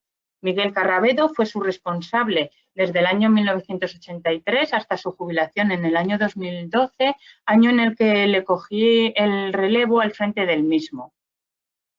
Este es un banco de semillas, es un banco de germoplasma donde las semillas se conservan deshidratadas en cámaras de congelación a menos 18 grados centígrados. La colección mantiene un total de más de 17.000 muestras pertenecientes a más de 300 especies y en lo referente a las leguminosas se conservan 1.187 muestras, de las cuales 614 conforman la colección aragonesa de legumbres. Vemos aquí la distribución según los cultivos, 33 muestras de garbanzo, 10 de lentejas y la muestra que con diferencia presenta una mayor diversidad en tamaño, en formas, en tipos, es la de judía con 441 muestras y aquí presento algunas ilustraciones de algunas de las muestras que estamos conservando en el banco de germoplasma. Esta colección ha dado lugar a 2 publicaciones que están accesibles en Internet. Una de ellas es la de variedades autóctonas de legumbres españolas, donde se describen 146 entradas aragonesas y la otra es una publicación que presentamos la semana pasada y donde se trata sobre las características del grano de las legumbres de Teruel conservadas en el banco, donde se describen 110 muestras. Y bien, ya para finalizar, me gustaría terminar con los mensajes que transmitió la FAO en el año 2016, que fue nombrado como Año Internacional de las Legumbres, y yo creo que resumen y sintetizan muy bien la importancia de este alimento. Las legumbres son ricas en nutrientes, son accesibles económicamente y contribuyen a la seguridad alimentaria en todos los niveles, aportan importantes beneficios para la salud, fomentan la agricultura sostenible y contribuyen a la mitigación y a la adaptación al cambio climático y, finalmente, promueven la biodiversidad. Por lo que, en conclusión, las legumbres constituyen una alternativa viable en la diversificación productiva, que sería base de la seguridad alimentaria. Y esto sería todo. Gracias. A ver, gracias, Cristina. Ahí, espera. A ver. Ah, sí. Ahora. Ahora. Gracias, Cristina. Pues terminamos, si os parece, con María. Hablamos de esa diversidad bajo el suelo, también de las micorrizas y ese ejemplo del cultivo de la trufa. Cuando quieras, María. Buenas tardes. En primer lugar, agradecer la invitación a participar en estos diálogos, que me parecen súper interesantes, y las charlas, tanto las de hoy como las de la semana pasada, la verdad es que me han gustado mucho y yo creo que es súper buena iniciativa, aunque siempre es preferible juntarnos en persona, que ayer lo hablábamos, ¿no? Pues que nos tenemos que acostumbrar a esto, pero yo no me acabo de acostumbrar. Y además creo que siempre muchos proyectos surgen de las relaciones personales, ¿no? Y sin esas relaciones personales que, por ejemplo, podemos tener entre nosotros, algunos de los ponentes, o con gente que veo que está viéndonos, pues no saldrían adelante muchas de estas iniciativas. Así que, bueno, esperemos que esto no dure mucho. Voy a compartir mi pantalla.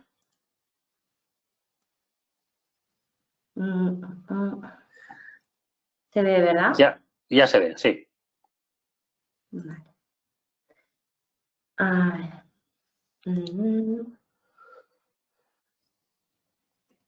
Lo que no puedo es pantalla completa ahora. No. Vale. Ahora sí, ¿verdad? A ver, no, ahora no. Antes sí que se veía, pero al tratar de compartir la pantalla completa hemos dejado de verlo. Vale. A ver, ahora se vuelve a ver la pantalla. Completa, ¿verdad? Sí. Sí. Vale. Muy bien. Bueno, tampoco quería basarme mucho en la presentación, simplemente pues por apoyarnos con algunas cuestiones. Quería aprovechar la temática de este diálogo post-COVID, que se llama, ¿no? Y aprovechar la situación en la que estamos viviendo en esta crisis sanitaria para empezar hablando sobre la diversidad y sobre la importancia de la diversidad a nivel ecosistémico, ¿no? No solamente a nivel de agroecosistemas, sino a nivel de ecosistemas en general. Pues yo creo que estos días todos hemos tenido tiempo de leer pues mucha información, también desinformación, y a lo mejor desde la disciplina laboral o las inquietudes de cada uno, ¿no? Pues en mi caso, y supongo que en el de la mayoría de los que estamos aquí, pues bueno, pues sí que hemos podido leer bastantes cosas acerca del papel de la biodiversidad de los ecosistemas y su función ante crisis sanitarias de este tipo. En este sentido, bueno, pues algunas de las reflexiones de expertos de reconocida experiencia, ¿no? A nivel nacional e internacional, pues nos hablan del efecto amortiguador de la diversidad de los ecosistemas y nos hablan de esa función protectora que tienen los ecosistemas ante, digamos, desestabilizaciones como la que estamos viviendo, ¿no? Pues si hubiéramos sabido conservar realmente buena parte de esta diversidad que hay en la Tierra y hubiéramos mantenido los ecosistemas en un equilibrio adecuado, quizá no estaríamos viviendo pues estos ejemplos de zoonosis, ¿no? de paso de según qué microorganismos a producir enfermedades como estamos viviendo. Yo creo que es importante hablar en esa escala para después aterrizar en la escala agrícola que nos ocupa, ¿no? Me está viniendo a la cabeza también algunas reflexiones de expertos en la revista de la Asociación Mundial por la Conservación del Agua y del Suelo, que hablaban también de los efectos reguladores y tampones tanto del suelo como del agua, ¿no? Pues bueno, por todos es conocido pues la diversidad edáfica y multitud de microorganismos del suelo que han sido aprovechados a lo largo de la historia para, bueno, pues para paliar según qué enfermedades, ¿no? La penicilina mismamente u otros tipos, ¿no? Entonces, pues en este sentido yo creo que es importante valorar pues algunas de estas reflexiones en el sentido de que la solución a este tipo de pandemias la hemos tenido delante siempre y no la hemos sabido cuidar, ¿no? Esto decía, por ejemplo, el otro día el profesor José Manuel Nicolau en una entrevista, un profesor de aquí de la escuela, y hablaba un poco pues en representación del equipo de ecología de aquí de la escuela. Me parece importante pues ver que también la diversidad en las personas que trabajamos, ¿no? Pues por la agricultura, por la ecología, por la biología, pues que también es importante, pues tenemos que intercambiar reflexiones y tenemos que aprender a trabajar todos en equipos multidisciplinares para aprender a ver todos nuestros ecosistemas y más abajo agrosistemas pues desde diferentes puntos de vista. Entonces, bueno, pues hablando de esto, sí que ya me centro y aterrizo en lo que es la agricultura y la diversidad en la agricultura. Y ahora no me funciona la presentación. A ver. Un momento. De momento no. No, ahora sí. Vale. Ahora sí. Ahora sí. Bueno, pues aquí unas fotografías en las que se ve un poco la tendencia que tiene el ser humano, ¿no? Y que tenemos a simplificar los sistemas agrícolas, ¿no? Es, bueno, pues típicos paisajes de Aragón, ¿no? En el que vemos siempre el cultivo, pues buena parte del suelo limpio, labrado, pues un ejemplo de simplificación, ¿no? En la que no se tiene en cuenta otro tipo de diversidad adyacente a nuestros cultivos, que es muy importante para la salud de los ecosistemas que manejamos. Aquí tendríamos ejemplos de diversificación de cultivos, como puede ser, por ejemplo, el guisante o puede ser, por ejemplo, el sorgo, que lo vemos aquí en medio de las líneas de maíz, pues ejemplos productivos que se van buscando a nivel agrario y que tiene buenos ejemplos en Aragón. Aquí, por ejemplo, otros como puede ser el lúpulo, la camelina, el trigo sarraceno.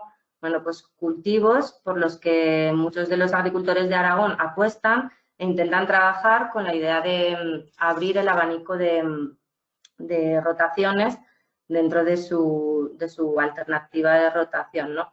Es complicado, sobre todo es complicado porque no se trata solamente de buscar un cultivo que se adecue a tu tipo de terreno, sino también buscar una buena salida productiva y saber actuar en todas las fases de la cadena agroalimentaria. Muchas veces es el propio agricultor que busca estas alternativas el que tiene que buscarse la vida para vender el tipo de producto o para transformarlo, y es complicado pues porque, bueno, pues porque todos trabajamos una serie de horas al día y el día no tiene más horas y a veces pues es complicado pues bueno, estar cultivando, estar transformando y además pensando en cómo venderlo, ¿no? Hay algunas alternativas productivas que sí que están más apoyadas, pues porque a lo mejor se han generalizado más y a través de cooperativas o de asociaciones entre agricultores, pues hay una alternativa mejor para saberla sacar adelante, pero hay otras en las que muchas veces agricultores se ven solos y bueno, pues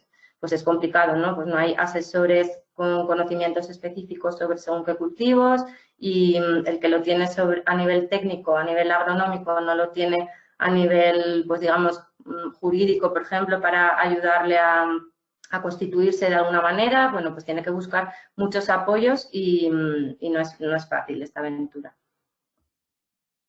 Aquí tendríamos un ejemplo de análisis físico-químico del suelo, ¿no? Cuando hablamos de diversidad productiva, también tenemos que pensar en cómo afecta esta diversificación de cultivos a las propiedades físicas y químicas del suelo, ¿no? Pues, como bien se ha dicho anteriormente, las leguminosas son el típico ejemplo que siempre se pone para hablar de la fijación de nitrógeno de forma natural en el suelo y, bueno, pues esto tiene una influencia clara a la hora de tomar decisiones para una fertilización de nuestros cultivos. En este sentido, pues muchas veces no tenemos en cuenta la finalidad de esa alternativa de rotación que buscamos, ¿no? Pues se suele poner una leguminosa por varias razones, pues si nos centramos, por ejemplo, en una agricultura convencional, estaríamos buscando una buena situación para controlar pues digamos la hoja estrecha, ¿no? En nuestros campos, introduciendo una leguminosa como alternativa de cultivo, pues a través de tratamientos químicos, por ejemplo, pues se suele abaratar costes de estos tratamientos químicos introduciendo la leguminosa. También se busca un objetivo productivo, ¿no? En este sentido se abona para conseguir ese nivel productivo deseado, ¿no? Y bueno, pues siempre hay que tener en cuenta que abonando una leguminosa, pues cuando hay unos excesos de nitrógeno, lo que estamos consiguiendo es que esa leguminosa cumpla esa función productiva, pero no cumpla la función de fijación de nitrógeno en el suelo, ¿no? Si hay un exceso de nitrógeno. Por lo tanto, tenemos que tener claros cuáles son estos objetivos que buscamos. Otros agricultores introducen leguminosas como cubiertas vegetales, otros como abonos verdes, ¿no? Pues bueno, mientras tengamos claro el objetivo, tendremos más claro cómo trabajar y cómo gestionar agronómicamente este cultivo novedoso que introducimos, ¿no? O alternativo a nuestra gestión. Muchas veces se nos olvida también la fertilidad biológica del suelo, ¿no? Tendríamos una serie de indicadores de salud y de calidad del suelo que muchas veces están directamente relacionados con la actividad biológica de este suelo que estudiamos o que analizamos. En este sentido, y ya pues me centro un poco en mi tema, ¿no? que tenía hoy planteado, que era mirando la diversidad bajo el suelo. Pues bueno, es importante analizar desde el punto de vista de los agrosistemas la función que desempeñan en cuanto a servicios ecosistémicos. Digamos que los agroecosistemas deberían ser estudiados desde el punto de vista del servicio que ofrecen en cuanto a producción de alimentos, también del servicio que ofrecen en cuanto a conservación del suelo, en cuanto a mitigación del cambio climático y bueno, también tendríamos que tener en cuenta, digamos, la fertilidad biológica que conllevan estos servicios ecosistémicos, ¿no?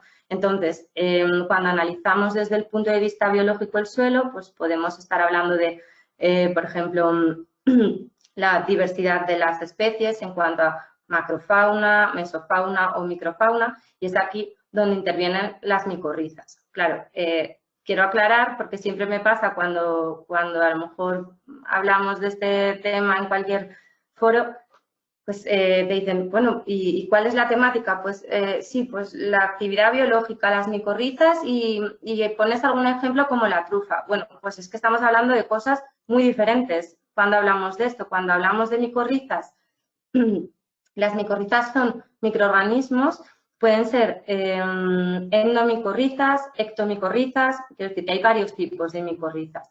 Las endomicorrizas en concreto son un tipo de micorriza que se suelen utilizar como indicadores de la fertilidad edáfica del suelo, porque, digamos, responden muy bien ante cambios de manejo del suelo, pues ante laboreo o ante adición de determinados insumos o incluso ante las rotaciones, ¿no?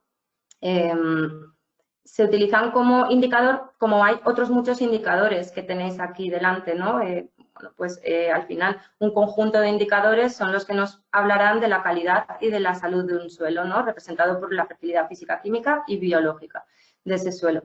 Hay otro tipo de micorrizas, como son las ectomicorrizas, y en ese caso sí que estarían, por ejemplo, el ejemplo de la trufa, ¿no? En este caso la trufa como alternativa de cultivo, pero no porque esas micorrizas se estén utilizando como un indicador de la fertilidad biológica del suelo.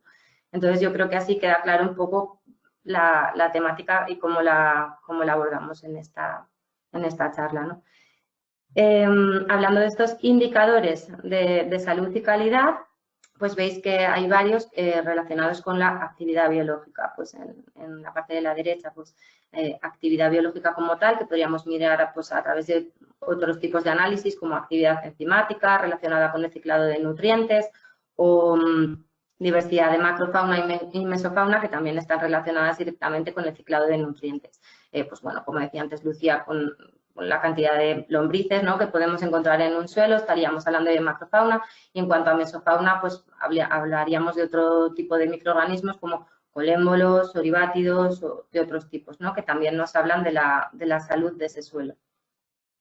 Ahí, vaya, aquí se ha descolocado un poco. Bueno, hay muchas formas de estudiar esta actividad biológica de los suelos. A mí siempre me gusta hablar de estas tarjetas de salud de los ecosistemas agrícolas que desarrolló el Instituto Neiker del País Vasco y, bueno, pues son bastante aclaratorias por si alguno tenéis interés en verlas.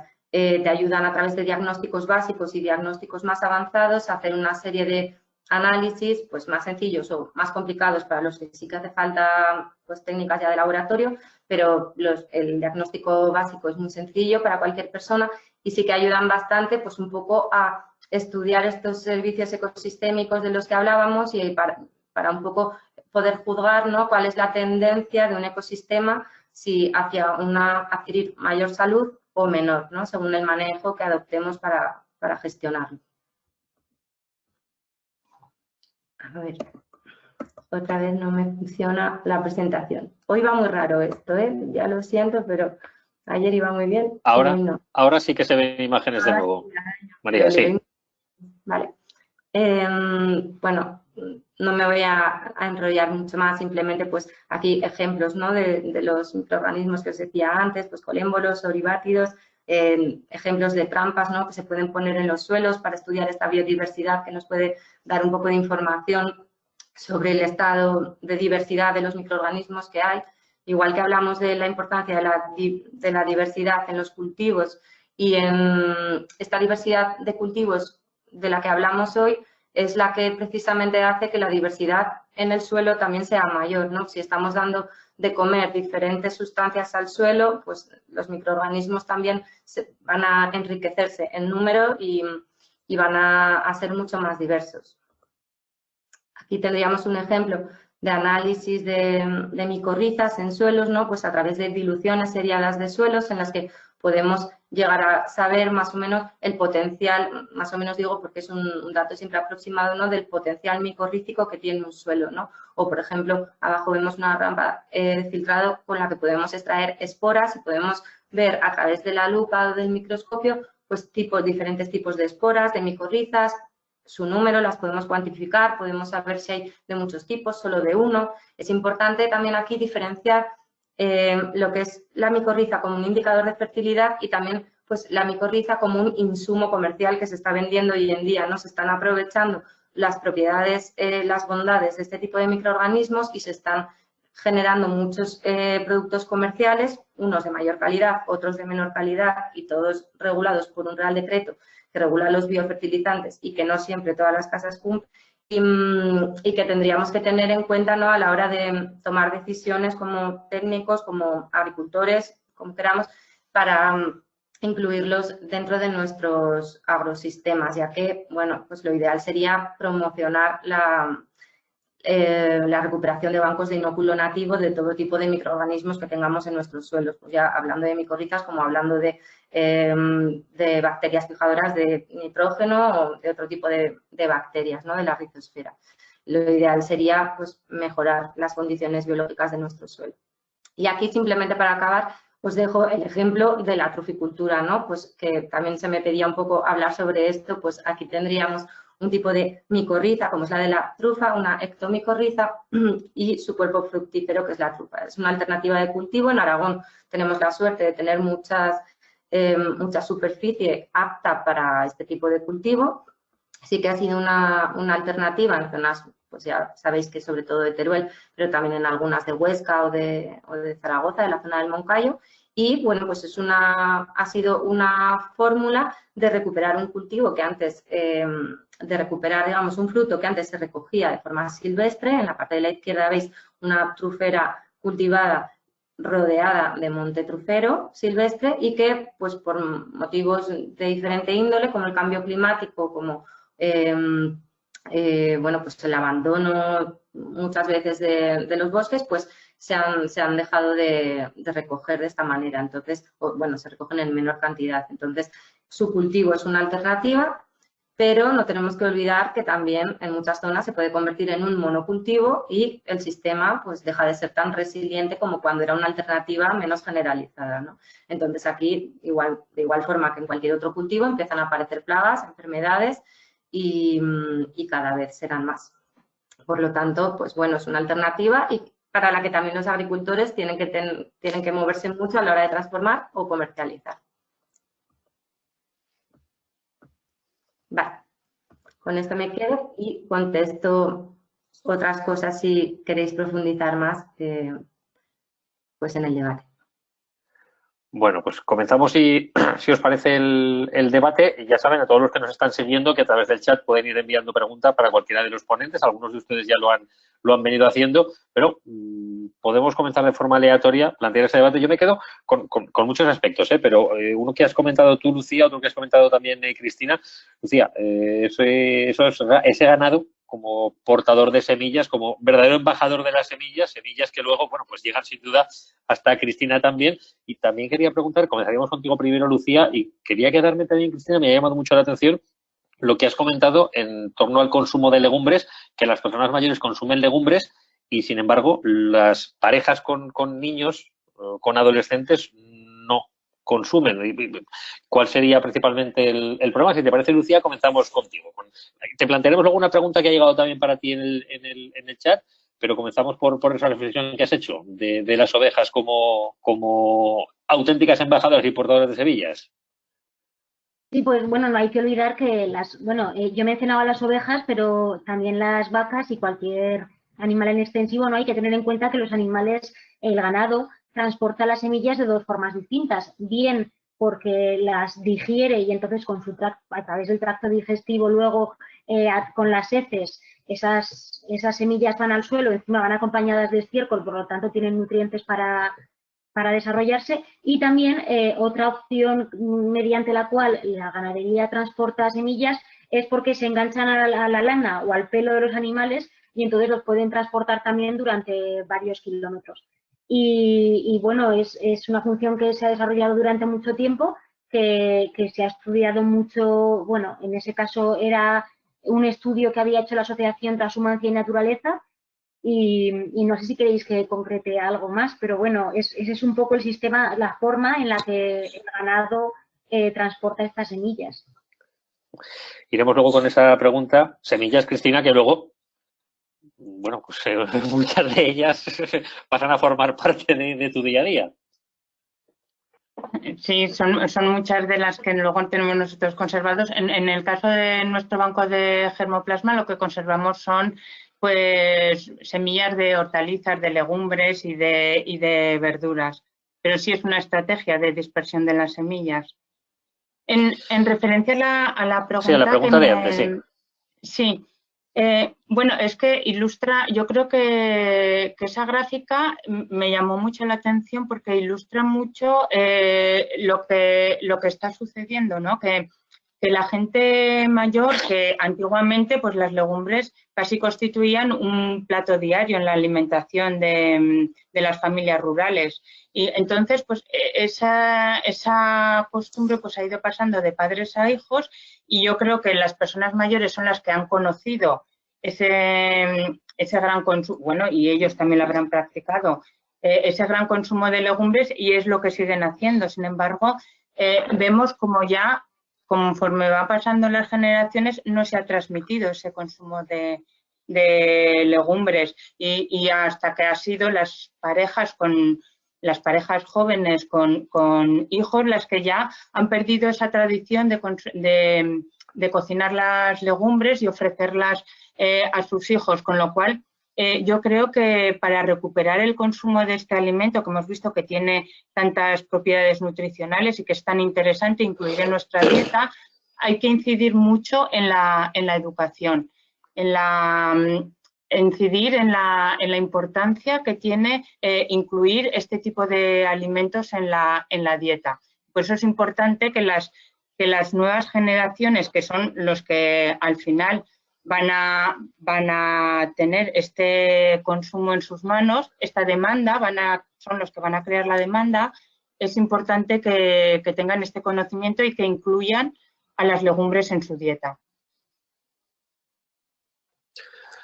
Miguel, una pregunta para ti. Nos la manda Ángel a través del chat y les recuerdo que pueden participar y pueden enviar preguntas a través del chat. Nos pregunta Ángel que si, para aprovechar las herramientas que ya están creadas, Miguel, si crees que se podían utilizar plataformas ya existentes y potenciar de ese modo la faceta colaborativa y asegurar también la sostenibilidad y la durabilidad de estos proyectos.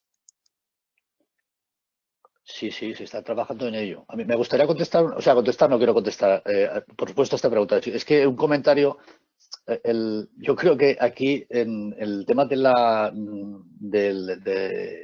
esta variabilidad en el tema de la agricultura, que tiene mucho que ver con el tema de la política agraria. En el año 92 y 93 se desincentiva completamente al agricultor para trabajar en ese tipo de diversificación, porque la económica no existe, o muy poquito, con lo cual eso se va perdiendo con el tiempo. Yo creo que ahí tenemos un agujero negro que es muy difícil de recuperar. Cuando habláis del tema de legumbre, pues aquí hemos sido grandes productores de legumbre, se ha producido y se ha consumido mucha legumbre, por costumbre, por hecho, pero también por un tema de mercado. Si no tienes un mercado es muy difícil que la producción tenga y se encamine en ningún aspecto. O sea, ese es un concepto básico, es decir, que producir para vender, no sé, todos sabemos que Canadá, por ejemplo, es la gran productora del tema de lentejas y más historias, que no consume un kilo, lo vende todo, no son consumidores. Pero porque existe un mercado y una ley de mercado, está claro. Pero aquí yo creo que es un poco lo social, lo de desincentivar el tema agrario ha venido, desgraciadamente, por la dichosa política agraria. Y eso yo creo que es un concepto que lo conocemos todos, ¿no? Luego recuperar eso es bastante complejo y complicado. Pero desincentivar no solamente eso, sino también la manera de trabajar del propio agricultor y del propio sector. Y eso un poco enganchando con el considerando de que por qué trabajar y juntar grupos de trabajo, yo creo que eso ha sido una necesidad. Agrariamente se ha hecho entre los propios agricultores, se han juntado redes de trabajo de información o experiencias, que es un poco lo que se ha ido haciendo a lo largo de los últimos 30 años, y se han creado grupos de trabajo que han mantenido, porque también ha pasado un poquito el mismo efecto, que han ido desapareciendo por las dichosas políticas agrarias de las propias consejerías de agricultura y por el propio sistema que funciona. Es decir, que al final se ha tenido que buscar la vida un poco. Entonces, estas redes de trabajo han existido, siempre han sido colaborativas. En el sector donde estamos trabajando nosotros, que el que conozco yo desde hace 31 años, es el tema de cultivos herbáceos. Hay redes que llevan más de 25 años funcionando, son las colaborativas tipo el grupo, pues la evaluación de nuevos cultivos extensivos en España, GENUCE, que trabaja de una manera coordinada con muy poquita gente, pero bueno, coordinada en 11 comunidades autónomas. Se están estableciendo colaboraciones ahora a partir de ahora, pues dentro de la propia comunidad, con aspectos, por ejemplo, con cultivos novedosos, cultivos que se están retomando desde el punto de vista, pues, como el tema de la soja, que es uno de los cultivos que en los últimos 5 años, pues bueno, está retomando un poco por el tema de la proteína, pero por el tema del mercado, un poco encadenando las dos cosas, ¿no? Entonces, sí que de hecho hay relaciones. Lo que pasa es que yo creo que las colaboraciones, evidentemente, lo que hay que crear es un marco de trabajo común, donde la gente se sienta cómoda, pero también el propio productor, y que tenga una salida hacia un mercado. Si no colocamos un mercado, si no trabajamos, nosotros somos grandes productores de materia prima, pero no colocamos nada, simplemente somos básicos. Mientras no generemos el recurso y el efecto de valorizar aquellas cosas que estamos haciendo, ni tendrá ningún sentido producir garbanzo, ni lo tendrá producir soja. Yo creo, ningún otro cultivo, me refiero, eso es evidente, pero creo que es el único misterio. Entonces, pues bueno, yo creo que todo tiene que ir encaminado en ese sentido, pero sí que hay relaciones. Puede haberlas mucho más. Yo creo que esto es el ámbito, crearlo. Esto es muy novedoso. Yo creo que las sinergias que se van creando son cada día más. Ahora en estos momentos hay empresas que están trabajando en muchos de los sectores dentro, intentando incorporar, pues no sé, tenemos colaboraciones con el mundo del omega 3, pues a través de la empresa Camelina Company. Hay muchas relaciones diversas que buscan un ámbito de trabajo común. Y creo que buscan un encaje de esto. Entonces, esto es novedoso, pero yo creo que por la estructura de trabajo. Luego, tenemos que generar un poco confianza en el propio agricultor ni el propio sector para crear demanda de necesidad de información. Y sobre todo una de las cosas que hemos comentado, que creo que ahora nos va a cambiar mucho, es que tenemos que buscar calidad de la información, calidad de los trabajos, ser de alguna manera mucho más, ser novedosos, pero fundamentalmente dar un nivel a toda esa información que se está generando para crear resultado de confianza. Yo creo que eso es un poco lo que nos diferenciará. No ser básicos, conectarnos con el mercado y de alguna manera buscar eso. Yo creo que todo el que sepa más o menos encaminar un poco en ese sentido, yo creo que en un principio tendrá más oportunidades, que no significa que sea y que tenga éxito. Y con todo lo que estamos hablando, yo creo que más o menos van por ahí los tiros. Pero sí, evidentemente, tiene mucho sentido, Carlos. Sí, pregunta también para María, que nos envía Ángel a través del chat. María nos pregunta que cómo podemos compatibilizar la escasa rentabilidad de las producciones agrarias con la diversificación de los cultivos y la prestación de servicios agrosistémicos. Habla también de sin remuneración a corto plazo. Y nos pregunta también María que qué papel debería jugar la formación y el asesoramiento. Bueno, pues sí, yo lo veo muy complicado el compatibilizarlo, porque realmente, poniéndome los zapatos del agricultor, pues a mí lo que me sale rentable es lo que me sale rentable, ¿no? Y no estoy para muchos servicios ecosistémicos en los que pensar. Y lo entiendo perfectamente. Y vamos, cuando he hecho asesoramiento, pues quieras o no, tratas de hablar sobre estas cosas y tratas de concienciar, pero al final el dinero que hay es el del agricultor. Así que yo pienso que, bueno, pues que cuando se habla de este tipo de servicios se tendría que tener en cuenta a nivel de administración, ¿no? Y a nivel de recompensa. Y como decía Miguel antes, pues ya se dejó de apoyar a esta diversificación de cultivos hace años, con lo cual, ¿cómo vamos a pedirles a los agricultores que hagan cosas por las que no se les reconoce ni recompensa? Aún así, los hay que lo hacen. Y bueno, pues esa también es la diversidad dentro de nuestro sector, ¿no? Pues la diversidad de agricultores con los que nos encontramos y las ganas que tienen unos y otros de hacer las cosas. Yo siempre tengo en la cabeza pues la frase de uno de ellos, bueno, pues cuando empecé a trabajar en Agracon, que fue, pues yo quiero dejarles a mis hijos el suelo mejor que como me lo encontré yo, ¿no? Y pocas veces te dicen frases de ese estilo, ¿no? Trabajando. Y bueno, pues que yo creo que al final lo que hay que luchar es para alcanzar un equilibrio, ¿no? Que el agricultor vea que mejora sustancialmente su sistema productivo a través de buenas prácticas. Y habría que coger las mejores prácticas de todos los tipos de agricultura. No hay una mejor que otra. Hay herramientas buenísimas en todos los tipos de agricultura y habría que saberlas mezclar y alcanzar un equilibrio. Pero yo estoy segura de que a nivel biológico las ventajas se dejan ver y también se dejan ver económicamente. Lo que pasa es que no se ven de hoy para mañana, se ven pues, a medio largo plazo, claro. Gracias, María. Lucía, cuando has puesto como ejemplo el Parque Nacional de Ordesa, José Manuel nos ha lanzado también una pregunta y lo que nos ha planteado, en este caso lo que te ha planteado es que si nuestros modelos agrosilvopastoriles de pastos de alta montaña y de las pardinas en el Prepirineo, que si no serían también marca España, y nos indica que no debemos olvidar nuestro modelo. Sí, totalmente. Yo al principio he hablado solamente de la dehesa porque luego he hablado del Parque Nacional de Ordesa, ¿no? Que es un ejemplo de lo que decía José Manuel y que es Parque Nacional precisamente por esa buena gestión que se hizo durante siglos, ¿no? Que luego al declararse Parque Nacional pues se sacó un tiempo a los ganaderos, se vio que no funcionaba sin la ganadería, se les hizo volver a entrar y bueno, eso también viene de que los primeros parques nacionales que se declararon aquí fue porque tenían esa imagen de Yellowstone y Yellowstone, pues claro, América estaba todavía en el Neolítico, ¿no? En algunas zonas incluso podríamos decir que hasta en el Paleolítico. Y entonces no tenían la ganadería ni la agricultura tan integrada como estaba aquí. Entonces se creyó que en los parques nacionales sobraba la ganadería porque en Yellowstone no había ganadería y luego se vio que no, que sin ganadería eso no funcionaba. El parque nacional de referencia que tenemos aquí de la dehesa es Cabañeros y algo que a mí no me entra en la cabeza es que en Cabañeros está prohibida la ganadería, ¿no? Bueno, pero bueno, desde luego que nuestros ecosistemas pirenaicos, agrosilvopastorales, son también un buen ejemplo y Ordesa, pues como he dicho, es el mejor ejemplo que tenemos y por eso es Parque Nacional y es Parque Nacional desde hace más de 100 años. Gracias, Lucía. Cristina, lanza Antonio una reflexión al aire. Dice que el encaje, él cree que es conocer la rotación de cultivos adecuados, puesto que en secanos semiáridos, con rotación adecuada con leguminosas, se ahorra fertilización y herbicidas, y eso nos indica que sería, o que es un ahorro real para el productor. Sí, bueno, era también lo que he querido transmitir un poco, que el cultivo de las leguminosas pues proporciona una fertilización natural a los suelos por la capacidad que tienen para fijar el nitrógeno atmosférico.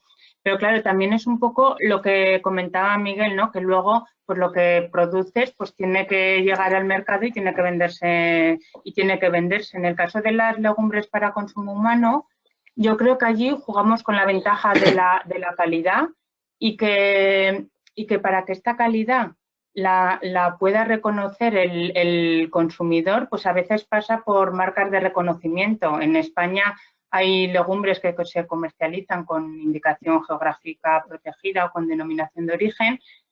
Lamentablemente en Aragón no tenemos ninguna de esas marcas, no tenemos ninguna legumbre reconocida, tampoco hay ninguna incluida dentro, por ejemplo, de la marca de Aragón Alimentos, aunque las legumbres sí que han formado parte tradicionalmente de la gastronomía aragonesa, ¿no? Yo creo que también en este caso, pues en el caso de las legumbres, la ventaja que podría tener también es llegar a hacer todo el ciclo de producirlas, de envasarlas y de comercializarlas como productos de España producidos en nuestra región y como alimentos locales. Apostillan también, José Manuel, el comentario que has hecho, Lucía, diciendo que de hecho el Parque Nacional de Ordesa no sería como es sin la interacción humana, animal, forestal y vegetal desde hace 10.000 años. Y Nuria añade que es cierto que la ganadería y de la caprina, dice que ni hablamos, está demonizada para los proteccionistas del medio ambiente y de los ecosistemas. Lucía. Sí, bueno, lo que dice José Manuel totalmente es así, no tengo nada que añadir. Y de lo que comenta Nuria, es muy curioso que en los últimos años las principales ONGs conservacionistas que hay en España, como pueden ser WWF, Greenpeace, Amigos de la Tierra, están empezando a mover campañas para defender la ganadería extensiva. Se han dado cuenta que sin ganadería extensiva en la península ibérica no tendríamos los ecosistemas que tenemos. Pero aún así se sigue demonizando mucho a la ganadería, se le sigue culpando de la desaparición del lobo y de otras especies de fauna, y lo que hacen es acentuar ese odio por parte de ciertos sectores hacia la fauna salvaje, y que precisamente no es otra cosa que esa falta de diálogo urbano-rural, ¿no? Y es una pena, igual que pasa con la caza, que también está completamente demonizada, se mete toda la caza en el mismo saco cuando hay muchos tipos distintos de caza, y la caza es muy necesaria para mantener las poblaciones en nuestros ecosistemas, porque siempre se han mantenido las poblaciones mediante la caza y no podemos de repente hacer que desaparezca la caza, ¿no? Y es una pena eso, la falta de diálogo, creo yo, que existe entre el medio rural y el urbano, y que muchas veces los colectivos que se hacen llamar ecologistas están situados en las ciudades y no han comprendido el sistema de gestión rural y cómo esos ecosistemas se han ido desarrollando durante miles de años. María, nos preguntan también que cómo podemos contabilizar la escasa rentabilidad de las producciones agrarias con esa diversificación de cultivos y la prestación de servicios agronómicos. ¿Qué papel debería jugar también la formación y el asesoramiento? Esta es la misma pregunta, ¿verdad? Es verdad, espera, es cierto, la hemos pasado aquí, es cierto, la que habían planteado antes. Nos preguntan también, Cristina, que qué expectativas de mercado tienen las legumbres de consumo humano y qué volumen sería necesario para garantizar una viabilidad de producción. Bueno, yo en eso tampoco sé dar números exactos. Sí que hemos hecho, por ejemplo, con la judía de Muniesa, con la que sí que hemos hecho ensayos productivos y de consumidores, sí que hemos visto que esa demanda existe, que los consumidores estarían dispuestos a comprar esas legumbres autóctonas de la zona. Y ya, bueno, por ejemplo, en el caso en estas primeras fases, pues a veces se plantea como un apoyo a la economía familiar, un apoyo a la economía más que vivir exclusivamente de las legumbres, y luego ya pues es ir viendo cómo va funcionando y cómo se van incorporando en el mercado. Lucía, nos pregunta también Antonio que qué opinión tienes de la propuesta de Jamestown para el maestrazgo del sports. Hombre, pues es un poco ambiciosa, ¿no? Bueno, yo creo que lo primero, cada vez que se plantean iniciativas de este tipo, lo primero que hay que contar es con la población local. Si la población local está de acuerdo y va a apoyar la iniciativa, creo que el resto poco tenemos que decir, ¿no? Pero creo que a nivel local hay muchas alternativas, que el maestrazgo ofrece multitud de oportunidades para la ganadería extensiva, que ha sido una de las actividades tradicionales. Y creo que el dejar de lado la ganadería extensiva para favorecer la cría de bisontes, pues igual no es la mejor alternativa para el maestrazgo, pero todo depende de la población local. Mientras sea un proyecto que se desarrolle con la población local y la población local esté de acuerdo, creo que los demás poco tenemos que decir. Ahora bien, me parece que no es el caso, que la población local no ha sido muy tenido en cuenta a la hora de lanzarse este proyecto. Cristina, otra pregunta. En las leguminosas cultivadas en Aragón nos preguntan si se conocen ya las cepas de bacterias autóctonas. Preguntan también que si están siempre presentes y que si habría necesidad de inocular las semillas. Bueno, en el caso de las legumbres para consumo humano no hay necesidad de inocularlas porque ya están presentes en el suelo. Sí que hay otras leguminosas, y Miguel puede hablar también de esto, en el que sí que necesitan inocularse, ¿no, Miguel? Sí. Lo que ha dicho Cristina, sí, correcto. Sí, las hojas necesitas, sí, no tiene inóculo, tienes que inocular. Hay un inóculo específico de las hojas que tienes que inocular. De hecho, es una necesidad obligatoria para poder fijar nitrógeno atmosférico. En el caso de las legumbres para consumo no hace falta. No, ni siquiera, bueno, de acuerdo. Y el tema de alfalfas, en el caso de la soja, no. En el caso de la soja, no. Que habría que inocular, me refiero. María, no sé. María, que levantabas la mano, María. Bueno, que en relación a este tipo de inóculos que muchas veces han dejado de estar presentes dentro de los inóculos que de forma autóctona estaban en nuestros suelos, por eso la soja en este caso, la soja, porque además es en el caso concreto de la soja que tiene un inóculo comercial que tienen una alta dependencia especie inóculo. Sería necesario comprobar en cada temporada la efectividad de estos inóculos, porque muchas veces, pues por las condiciones de almacenamiento, por el modo en el que se han conservado, no son efectivos y se compran pensando que sí. Que en colaboración con algunas cooperativas se hace desde diferentes entidades como es la universidad. Y luego también tener en cuenta, que esto a mí me encanta contarlo porque muchas veces no se tiene en cuenta, que es que a veces pues vas con el agricultor y sacas los guisantes y ves los inóculos, ¿no? O sea, ves el rizo bien formado y fíjate, pues estoy fijando nitrógeno, luego lo tendré en cuenta y pues dejaré de echar tanto y luego no sé qué. Y luego muchas veces abres esos inóculos y es que están blancos y no están fijando nitrógeno, porque ya hay suficiente nitrógeno en el suelo, con lo cual hay que sacar la navaja, abrirlo y ver si está marrón. Si está marrón, está fijando nitrógeno, si no, no. Y eso es importantísimo, porque muchas veces fertilizamos sin tener en cuenta que lo que queremos es que esa simbiosis sea efectiva, y no lo es. Si o utilizas a lo mejor excesiva fertilización para cuando utilizas el inóculo y lo que haces es desactivar precisamente que trabaje el inóculo específico para esto. Entonces, yo creo que es un poco el tema del desconocimiento o sea, lo que es realmente un inóculo y la forma de trabajar. Lo que evidentemente es necesario, nos vamos en las experiencias. Y lo que comentabas antes, María, es decir, pues el inóculo es un ser vivo, de alguna manera se desactiva con el calor, las inoculaciones que se están haciendo, a ver, hay mucha historia con todo esto, con toda esta cosa, es decir, los líquidos, los sólidos, es decir, que está claro que tienes muchos problemas que hay que conocer o sea, que son todos diferentes, pero que la manera de actuar es muy complicada. Las tienes que mantener en frío, con una cadena, mantener la temperatura, etcétera, etcétera. Entonces, yo creo que está el aspecto de que sea un inóculo adaptado, o sea, que sea el adecuado para la especie y luego que las condiciones sean las adecuadas para que funcione.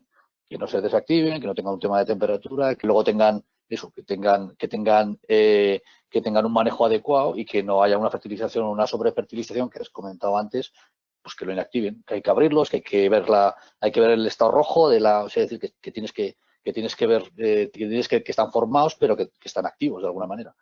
Eso está claro. Lucía, nos dice Nuria, dice en el chat, les invitamos a que, aunque nos queda poquito rato, aunque pueden seguir enviando las preguntas, dice Nuria, Lucía, que ve que en la agricultura pasa lo mismo que en veterinaria, que a veces se trata sin ser necesario. Sí, es totalmente cierto. En veterinaria, pues muchas veces se previene, se hacen tratamientos al rebaño o al conjunto y muchas veces no es necesario, ¿no? También es verdad que un problema, no sé si pasará lo mismo en la agricultura, me temo que sí. Un problema que ha sufrido mucho la ganadería con la desaparición de las oficinas de extensión agraria es que quien asesora ahora son las empresas de nutrición, las empresas de fármacos. Entonces, claro, las empresas te asesoran, pero quieren que gastes su producto.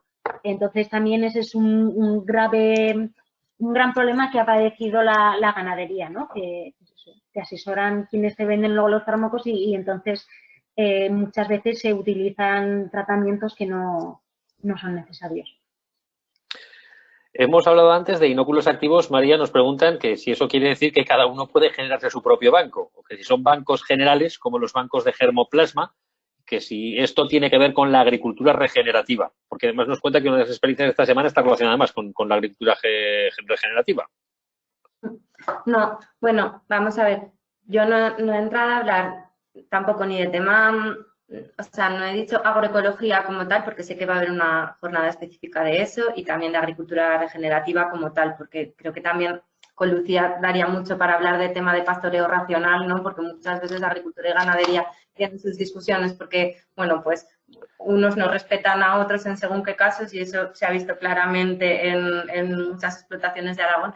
Entonces, por desvincular esto que hablábamos de los bancos de inóculo de la agricultura regenerativa, no, o sea, que son independientes, que habrá gente que aplique prácticas de agricultura regenerativa que también tenga en cuenta estas de inóculos nativos y gente que a nivel de bancos de inóculos nativos es fácil de hacer y lo único que lleva tiempo hasta que consigues purificar un consorcio de microorganismos que funcione y que tenga sentido aplicar en tu suelo. Además, no es fácil a nivel extensivo. A nivel extensivo, pues yo le doy muchas vueltas porque al final, pues bueno, sería lo suyo y se tiene que poder, pero es más sencillo a nivel, pues por ejemplo, en explotaciones hortícolas, ¿no? Por ejemplo, donde es más fácil aplicar luego el inóculo.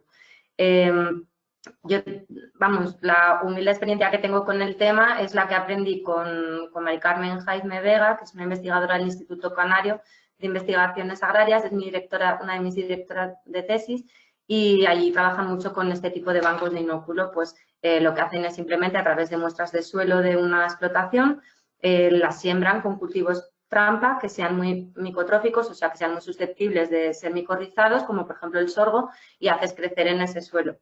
Entonces, a través de cultivos sucesivos de sorgo, que además tiene capacidad de rebrote, con lo cual es fácil hacer 2 ciclos seguidos en un macetero grande, pues tú vas purificando el inóculo, extrayendo el sorgo, cortando las raíces que están micorrizadas con diferentes tipos de micorrizas de ese suelo y volviendo a hacer crecer sorgo en ese suelo. Al final vas ampliando tu inóculo, el volumen de suelo con raíces que luego puedes aplicar a los cultivos en semillero o en el propio suelo cuando haces los trasplantes. Y de hecho trabajamos con esto en varias huertas de Huesca el año pasado con un proyecto y bueno, pues lo único es que es a largo plazo, pero vamos, sí que se puede trabajar en ello, sí. Para terminar, Lucía, nos pregunta Olga, dice que los grupos ecologistas en la actualidad defienden la ganadería extensiva, así como el diálogo entre los sectores, y que es la administración la que no busca este diálogo y enfrenta a los sectores. Y dice que el caso del oso es un ejemplo de ello. No sé qué opinas de esto. Los principales grupos ecologistas en España es cierto que defienden la ganadería extensiva. Eso lo he dicho antes. Ahora bien, lo de que defienden el diálogo, hay quien lo defiende más, quien lo defiende menos y sobre todo, bueno, los colectivos ecologistas tienen su idea y tampoco buscan el ponerse en la piel del otro en algunos casos. Hay casos de organizaciones que lo están haciendo mejor, ¿no? Y otros que lo están haciendo peor. Por supuesto, la administración lo está haciendo fatal, es la primera que lo está haciendo fatal. Lo hemos visto con el tema del lobo, se veía que el lobo iba a venir ese diálogo no quiso favorecer mesas o buscar soluciones antes de tiempo, llegó el lobo y la gestión está siendo pésima. Y el caso del oso, pues es un grave problema porque tampoco hay diálogo. También en el caso del oso hay que decir que entra en el diálogo, debería entrar Francia, y entonces ahí es mucho más complicado porque quien está introduciendo los osos es Francia, que donde los ganaderos tienen mucha fuerza, pero también es un sistema mucho más centralizado y desde París están introduciendo los osos en contra de los ganaderos del Pirineo, de ambas vertientes, y entonces ese es un tema muy, muy, muy complicado. Pero no hay que olvidar que la percepción que tienen muchos ganaderos que están padeciendo al oso y que están padeciendo al lobo es que desde las ciudades, colectivos ecologistas que normalmente están situados en las ciudades y la administración que está también en las capitales son quienes defienden a la fauna salvaje principalmente, ¿no? Entonces se ha convertido como en un ataque o se percibe así desde el medio urbano como una imposición para el medio rural, y eso es algo que yo creo que los colectivos ecologistas puede que quieran abogar más por el diálogo, pero desde mi punto de vista falta todavía mucho para que ese diálogo sea efectivo y real, y por supuesto la administración, desde mi punto de vista, lo está haciendo pésimamente y es quien peor lo está haciendo de todos. Una pregunta final. Bueno, nos dice Olga también, a ver, que nos llega otra. Nos dice Olga que esta misma semana se ha demandado al Gobierno de Aragón el diálogo y le ha recordado que hace tiempo que se viene demandando. Quería apostillar a lo que tú indicabas también, Lucía. Como pregunta final, a todos, y rápidamente, por favor, una ronda rápida de recomendación para zonas que, como el Manubles, se encuentran en una situación de agricultura familiar con toda su problemática asociada. Diversificación sí, evidentemente, pero ¿cómo abordarlo? Comenzamos contigo, Miguel.